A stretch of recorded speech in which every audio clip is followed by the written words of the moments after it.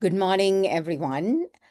I think firstly, maybe to tell you a little bit about why we began this fellowship, because you may wonder why the Neelan Tiruchelvam Trust, which is a local grant-making organization, had a fellowship. It is actually part of one of our programs, which is called Discourse Building. The aim, of course, is to support conversations on either controversial, complex issues or issues that aren't receiving attention. So this fellowship was established during the year of the 25th anniversary of the Neelan Tiruchelvam Trust to honor the interests and aspirations of Dr. Neelan Tiruchelvam. He, of course, also those who may have known him and those who would have read his writings and his parliamentary speeches, they will know that he always adopted an intersectional and interdisciplinary lens in his work. He also strongly believed in the value of research that is independent, critical, and connected to the lived experiences of communities. He understood that scholarship must serve the public good and that ideas must be tested not only in academic debate, but in the arenas of governance, policy, and civic life.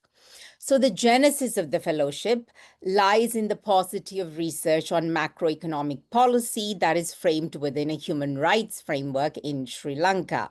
And of course, here I do owe thanks, debt of gratitude to Dr. Srinivasan Iyer, or Srini as we call him, because he was the one that floated the idea, that helped us conceptualize it, that mentored the fellows, and really was the pivotal, I think, person in this whole process.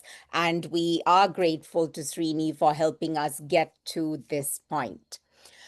So these papers, and you will hear them today and tomorrow, the research that has been done, it is anchored in evidence and it asks critical questions. And we hope that it will contribute to igniting conversations on issues of national importance. Their scholarship speaks not only to our country's present realities, but also maps the pathways towards a more just, equitable, and democratic society. We have 5 Sri Lankan scholars here: Kanishka Veravela, Nilpuli Ratnayaka, Thisuri Ekanayaka, Umesh Moramudali, and Yolani Fernando. They explore the complex interplay of policy, governance, and the human impact of public policies in the wake of Sri Lanka's economic crisis. They examine structural shortcomings in our governance and accountability structures and economic policy making and their role in mitigating or exacerbating existing inequities.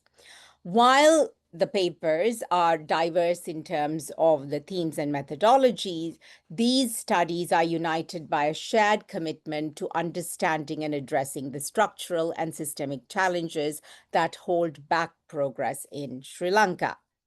Supporting and publishing this research is part of the Neelan Tiruchelvam Trust's aim to nurture independent scholarship and amplify voices that can guide informed public decision making.